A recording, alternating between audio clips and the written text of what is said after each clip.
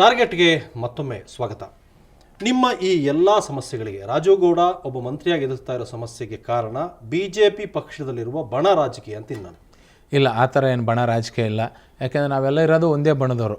ಇವತ್ತು ಹಂಗೆ ಬಣದ ರಾಜಕೀಯ ಇತ್ತಂದರೆ ರಾಜುಗೌಡ ಮಂತ್ರಿನೇ ಆಗ್ತಿಲ್ಲ. ಇಲ್ಲ, ನೀವು ಯಡಿಯೂರಪ್ಪನವರ ಕೆಲವು ಸಮಾವೇಶಗಳಲ್ಲಿ ಯಡಿಯೂರಪ್ಪನವರ ಪಕ್ಕದಲ್ಲೇ ಇದ್ದು ಅಲ್ಲಿ ಭಾಷಣ ಮಾಡ್ತಾ ಅವ್ರನ್ನ ನೀವು ಹುಲಿ ಅಂತ ಹೊಗಳ್ತಾ ಇದ್ರಿ. ಅದಕ್ಕಾಗಿ ಈಗಿನ ಮುಖ್ಯಮಂತ್ರಿಗಳು ನಿಮ್ಮನ್ನು ದೂರ ಇಟ್ಟಿದ್ದಾರೆ ಅಂತೀನಿ ನಾನು. ಅಲ್ಲ, ಹಂಗೇನಾರ ದೂರ ಇಟ್ಟಿದ್ರೆ ಸಬ್ಸಿಡಿನ ರಿಲೀಸ್ ಮಾಡಂತ ಮುಖ್ಯಮಂತ್ರಿಗೆ ನಾವು ಕೇಳಿದಾಗ 160 ಕೋಟಿ ಸಬ್ಸಿಡಿ ರಿಲೀಸ್ ಮಾಡಿದರು. ಮತ್ತು ನಮಗೆ ಇವತ್ತು ನೇಕಾರ ನಮ್ಮ ಖಾದಿ ಗ್ರಾಮ ಉದ್ಯೋಗ ಕೆಲಸ ಮಾಡೋಂಥ ನೇಕಾರಿಗೆ 40-50 ರೂಪಾಯಿ ಸಂಬಳ ಸಿಗ್ತಿತ್ತು. 30,000 ಜನ ಕೆಲಸ ಮಾಡ್ತಾರೆ.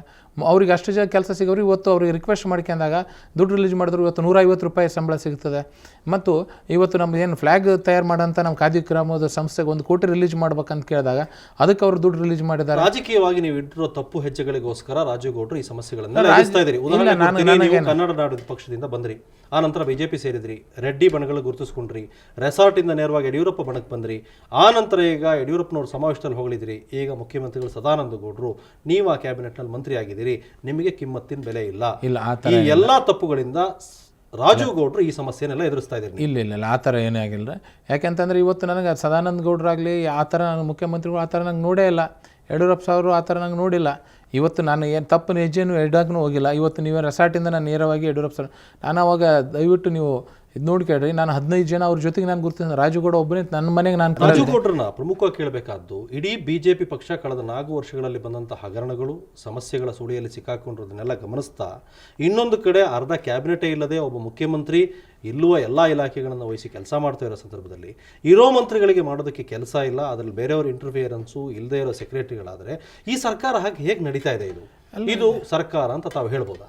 ಅಲ್ಲ, ಚೆನ್ನಾಗೇ ನಡೀತಿದೆ ಸರ್ಕಾರ. ಹೇಗೆ ಚೆನ್ನಾಗಿ ಅಂದರೆ ಹೇಗೆ ಎಕ್ಸ್ಪ್ಲೈನ್ ಮಾಡಿ. ಅಲ್ಲ, ಈಗ ನೋಡಿರಿ, ಈಗ 20 ಖಾತೆ ಇದೆ. CM ಅವರು ಸ್ವತಃ ಹೇಳಿದ್ದಾರೆ, ಖಾತೆಗಳು ನನಗೆ ಭಾರ ಆಗ್ತದೆ, ನಾನು ಎಕ್ಸ್ಪೆನ್ಷನ್ ಮಾಡ್ತೇನೆ ಈ ತಿಂಗಳ ಕೊನೆಯಲ್ಲಿ ಅಂತ ಹೇಳ್ತಿದ್ದಾರೆ. ಆದಷ್ಟು ಇಲ್ಲಿ ಮಾಡ್ತಾರೆ. ನಿಮಗೆ 3 ಹೊತ್ತು ರಾಜಕಾರಣ ಮತ್ತು ನಿಮ್ಮ ಪಕ್ಷದಲ್ಲಿ ಸ್ವಾರ್ಥವನ್ನು ಹೊರತುಪಡಿಸಿದರೆ ರಾಜ್ಯದ ಜನರ ಹಿತದೃಷ್ಟಿಯಾಗಲಿ, ಸರ್ಕಾರ ಸರಿಯಾಗಿ ನಡಿಬೇಕಾಗಲಿ, ಪಕ್ಷದ ಇಮೇಜ್ ಆಗಲಿ, ಇದು ಯಾವುದೂ ಕೂಡ ನಿಮ್ಮ ಸ್ವಾರ್ಥದ ಮುಂದೆ ನಗಣ್ಯ. ಆ ಥರ ಇವತ್ತು ನೋಡಿರಿ, ನಮ್ಮ ಬೇರೆ ಪಕ್ಷಕ್ಕಿಂತ ನೀವು ಹೋಲಿಸಿ ನೋಡಿದಾಗ ಹೆಚ್ಚಿನ ಅಭಿವೃದ್ಧಿ ನಾವೇ ಮಾಡಿದೆ. ಸಾಕಷ್ಟು ಸ್ಕೀಮ್ಸ್ಗಳು ನಾವು ತೊಗೊಂಬಂದಿದೆ. ರೈತರಿಗೆ, ಬಡವರಿಗೆ, ಇವತ್ತು SC ST ಜನರಿಗೆ ಕೊಡಲಾರ್ದಂತ, ಯಾರು ಕೊಡಲಾರ್ದಂಥ ಸವಲತ್ತು ನಾವು ಕೊಟ್ಟಿದ್ದೇವೆ. ಸಾಲ ಎಷ್ಟು ಮಾಡಿದ್ದೀರಿ?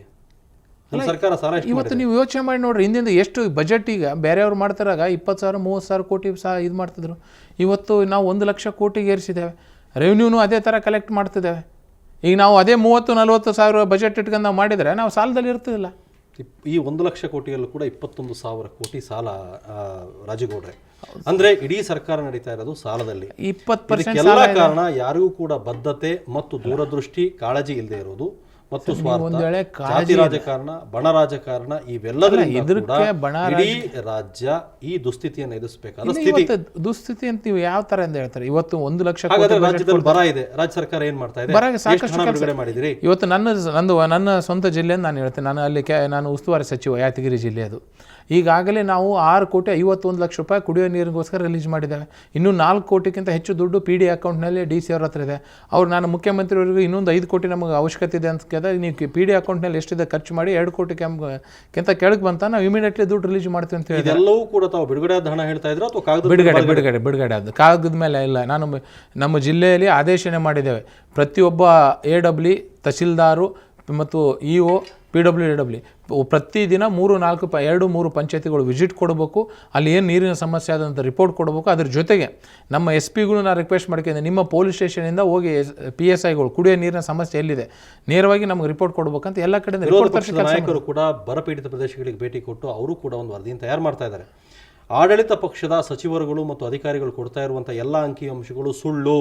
ಕುಡಿಯುವ ನೀರಿನ ವ್ಯವಸ್ಥೆ ಇನ್ನೂ ಸರಿಯಾಗಿಲ್ಲ, ದನಗಳಿಗೆ ಮೇವು ಸಿಗ್ತಾ ಇಲ್ಲ, ಜನರು ಆಹಾಕಾರದಿಂದ ಗುಳೆ ಹೋಗ್ತಾ ಇದ್ದಾರೆ. ಇದನ್ನು ತಡೆಯೋ ನಿಟ್ಟಿನಲ್ಲಿ ಸರ್ಕಾರ ಯಾವ ಕೆಲಸ ಮಾಡ್ತಾ ಇಲ್ಲ.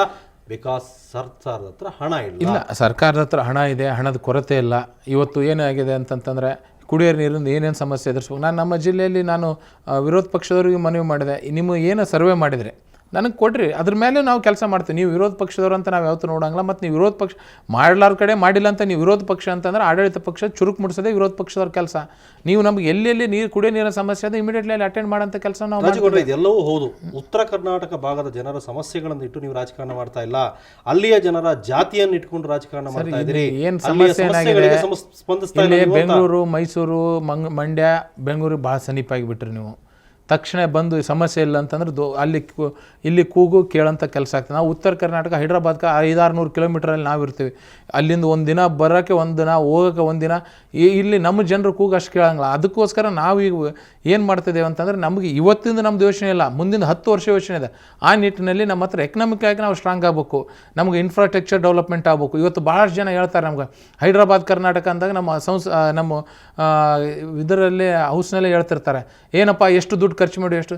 ನಾನು ಅವರೆಲ್ಲರಿಗೂ ಒಂದು ಸರಿ ಹೇಳಿದೆ, ನೀವು ಬರ್ರಿ, ಬಂದು ನಮ್ಮ ಹತ್ರ ಚೆಕ್ ಮಾಡಿರಿ, ಒಂದು ಹಳ್ಳಿಯಾಗ ಹೋಗಿ ಬರ್ರಿ, ಕುಡಿಯೋ ನೀರಿನ ವ್ಯವಸ್ಥೆ ಐತೋ, ರಸ್ತೆಗಳು ಐತೋ, ಅಥವಾ ಏನು ಮೂಲಭೂತ ಸೌಕರ್ಯ ನೀವು ಮಂಡ್ಯ, ಮೈಸೂರು, ಬೆಂಗಳೂರು ಈ ಭಾಗಕ್ಕೆ ಏನು ಕೊಟ್ಟಿರಿ, ನಮ್ಮ ಕಡೆನೂ ಯೋಚನೆ ಮಾಡಿ ನೋಡ್ರಿ, ಬಂದು ನೀವು ಅಡ್ಡಾಡ್ರಿ, ನಿಮಗೆ ತೃಪ್ತಿ ಐತೆ, ಇಲ್ಲ ಕೆಲಸ ದುಡ್ಡು ಸರಿಯಾಗಿ ಖರ್ಚಾಗಿದೆ. ಇಲ್ಲ ಹೇಳ್ತಾ ಇದೀರಿ ನೀವು, ನಿಮ್ದೇ ಸರ್ಕಾರ ಇದೆ, ಮಾಡಿ. ನಾವು ಅಲ್ಲ ನಾವು ಹೇಳ್ತೀವಿ, ಈಗ ಒಂದೇ ಸರಿ ಅಮಿದವರು ಎಲ್ಲ ಕೆಲಸನೂ ಮಾಡೋಕ್ಕೆ ಸಾಧ್ಯ ಇಲ್ಲ, ಹಂತಂತಾಗಿ ಮಾಡ್ಬೇಕು. ಇವತ್ತು ನಮ್ಮ ಸರ್ಕಾರಕ್ಕೂ ನಾವು ಅದೇ ಹೇಳ್ತಿದ್ದೇವೆ, ಹೈದ್ರಾಬಾದ್ ಕರ್ನಾಟಕ ಹೆಚ್ಚಿನ ಒಂದು ಒತ್ತು ಕೊಡ್ರಿ, ನಮ್ಗೆ ಆ ಭಾಗದ ಇನ್ಫ್ರಾಸ್ಟ್ರಕ್ಚರ್ ಡೆವಲಪ್ಮೆಂಟ್ ಮಾಡ್ರಿ, ಎಕನಾಮಿಕ್ ಆಗಿ ಅಲ್ಲಿ ಸ್ಟ್ರಾಂಗ್ ಮಾಡಿ. ಅದನ್ನು ಮಾಡ್ತೀವಿ ಅಂತ ಹೇಳಿ ನೀವು ಅಧಿಕಾರಕ್ಕೆ ಬಂದವರು, ಅದನ್ನು ಮಾಡ್ತೀವಿ ಅಂತ ಹೇಳಿ ಸೀಟ್ಗಳನ್ನು ನೀವು ಹಿಂದಿನ ಈಗ 4 ವರ್ಷ ಆಯ್ತು ಸರ್ಕಾರ ಆಡಳಿತಕ್ಕೆ ಬಂದು, ಈಗಲೂ ಮಾಡ್ತೀವಿ ಅಂದ್ರೆ ಯಾವಾಗ ಮಾಡ್ತೀರಿ? ಈಗ ನಾವು ಮಾಡ್ತೀವಿ, ಮತ್ತೊಂದು ಚುನಾವಣೆಯಲ್ಲೂ ಕೂಡ ಇದನ್ನೇ ಹೇಳ್ತೀರಿ, ಫ್ರೀಯಾಗಿ ಕರೆಂಟ್ ಕೊಡ್ತೀವಿ ಅಂದ್ರೆ ಅವ್ರಿಗೆ ಕರೆಂಟ್ ಕೊಡ್ತಿದ್ದೇವೆ. ಎಲ್ಲಿ ಕೊಡ್ತಾ ಇದೀರಿ? ಕರೆಂಟೇ ಇಲ್ಲ, ಫ್ರೀಯಾಗಿ ಎಲ್ಲಿ ಕೊಡ್ತೀರಿ? ನೀವು ಕೇಳ್ರಿ, ರೈತರಿಗೆ ಎಷ್ಟು ತಾಸು ನಾವು ಕರೆಂಟ್ ಕೊಡ್ತಿದ್ದೇವೆ, ಎಲ್ಲ ಕಡೆ ಸರಿಯಾಗಿ ಇದು ಮಾಡ್ತೀವಿ. ಯಾಕಂತಂದ್ರೆ ಇವತ್ತು ನಮ್ಮ ಒಂದೇ ಸರಿ ನಮ್ಮ ಹತ್ರ ಏನು ಅಕ್ಷಯ ಪಾತ್ರ ಇತ್ತು ನಮ್ಮ ಸರ್ಕಾರದ ಹತ್ರ, ರಾತ್ರಿ ಕೇಳಿದ್ರೆ ಹೇಳ್ತೀರಿ, ತಾವು ಹೇಳ್ತೀರಿ ರೈತರಿಗೆ ಬರ ಪರಿಹಾರಕ್ಕೆ ಬೇಕಾದ ಎಲ್ಲ ವ್ಯವಸ್ಥೆ ಮಾಡಿದ್ವಿ ನಾವು ಅಂತೇಳಿ. ತಾವು ಹೇಳ್ತಾ ಇದ್ದೀರಿ ತಮ್ಮ ರಿಪೋರ್ಟ್ ಪ್ರಕಾರ 4,000 ಕೋಟಿ ಅಂತ. ತಾವು ಅಂದ್ರೆ ತಮ್ಮ ಸರ್ಕಾರ. ರೈತ ನಾಯಕರು ನೆನ್ನೆ ಪ್ರೊಟೆಸ್ಟ್ ಮಾಡಿ ಹೇಳ್ತಾ ಇದ್ದಾರೆ, ಬೆಂಗಳೂರಿನಲ್ಲೇ ಹೇಳಿದರು 50,000 ಕೋಟಿ ಲಾಸ್ ಆಗಿದೆ, ಸಾಲ ಮನ್ನಾ ಮಾಡಿ, ನಮ್ಗೆ ಹೊಸ ಸಾಲ ಕೊಡಿ, ನಮ್ಗೆ ಬದುಕಕ್ಕೆ ಬಿಡಿ ಅಂತ ಹೇಳಿ. ನೀವು ಹೇಳಿದ್ರೆ ನಾವೆಲ್ಲ ವ್ಯವಸ್ಥೆ ಮಾಡಿದ್ವಿ, ಮಾಡೋದು ಪ್ರಯತ್ನ ಮಾಡ್ತಾ ಇದೀವಿ ಅಂತ. ಯಾವ ನೋಡ್ರಿ, ಸೆಂಟ್ರಲ್ ಗೌರ್ಮೆಂಟರು ನಮಗೆ ಸಹಾಯ ಮಾಡಬೇಕಾಗ್ತದೆ, ಬರೀ ರಾಜ್ಯ ಸರ್ಕಾರ ಮೇಲೆ ಸಾಕಷ್ಟು 4,000 ಕೋಟಿ ಕೇಳ್ತಾ ಇದ್ದೀರಿ, ಅಷ್ಟೇ ಲಾಸು ಅಂತ. ಅಟ್ಲೀಸ್ಟ್ ನಮ್ಗೆ ಅಷ್ಟರ ಬಂದ್ರೆ ಒಳ್ಳೇದ. ಈಗ ಏನಂತಂದ್ರೆ ಅಧ್ಯಯನ ರಿಪೋರ್ಟ್ ತರಿಸಿದ್ದೀವಿ, 4,500 ಕೋಟಿ ಲಾಸ್. ಕೇಂದ್ರ ಸರ್ಕಾರದ ಮೇಲೆ ಅಷ್ಟೊಂದು ಡಿಪೆಂಡ್ ಆಗಿ ಅಲ್ಲ ಸರ್, ಈಗ ನಮ್ಮ ರಾಜ್ಯ ಸರ್ಕಾರನೇ ಸಂಪೂರ್ಣವಾಗಿ ಮಾಡೋಕ್ಕೆ ನಮ್ಗೆ ಹೆಚ್ಚಿನ ಹೊರ ಆಗೋಸ್ಕರ ಕೇಂದ್ರ ಸರ್ಕಾರ ಸಹಾಯ ಕೇಳ್ತಿದ್ವಿ. 2ನೇ ತಾರೀಕು ಅವ್ರು ನಿಯೋಗ ತೊಗೊಂಡು ಹೊರಟಿದ್ದೆ. ನಿಮ್ಮ ಸರ್ಕಾರ ಸರಿಯಾಗಿ ನಡೀತಾ ಇಲ್ಲ, ನಿಮ್ಮಲ್ಲಿ ದುಡ್ಡಿಲ್ಲ ಅನ್ನೋದಕ್ಕೆ ಈ ಬಾರಿಯ ಬಜೆಟ್ ನಂತರ ನೀವು ಪರ್ಫಾರ್ಮೆನ್ಸ್ ರಿಪೋರ್ಟ್ ಕೊಡದೇ ಇರೋದೆ ಅದಕ್ಕೆ ಬೇಕಾದಂಥ ನಿದರ್ಶನ. ನಮ್ಮ ಹತ್ರ ಸರ್ಕಾರದ ದುಡ್ಡಿದೆ. ಸನ್ಮಾನ್ಯ ಮುಖ್ಯಮಂತ್ರಿಗಳು ಸದಾನಂದ ಗೌಡರು ಒಂದು ಮಾತು ಹೇಳಿದ್ದಾರೆ, ಬರ ಕಾಮಗಾರಿಗಳಲ್ಲಿ ಇನ್ನಿತರ ಯಾವುದಕ್ಕೆ ದುಡ್ಡಿನ ಕೊರತೆ ಇಲ್ಲ, ಎಷ್ಟು ದುಡ್ಡು ಕೇಳ್ತಾರೆ ಕೊಡ್ತೀವಿ, ನೀವು ಸರಿಯಾಗಿ ಕೆಲಸ ಮಾಡ್ರಿ ಅಂತ ಆದೇಶ ಮಾಡಿದ್ದಾರೆ.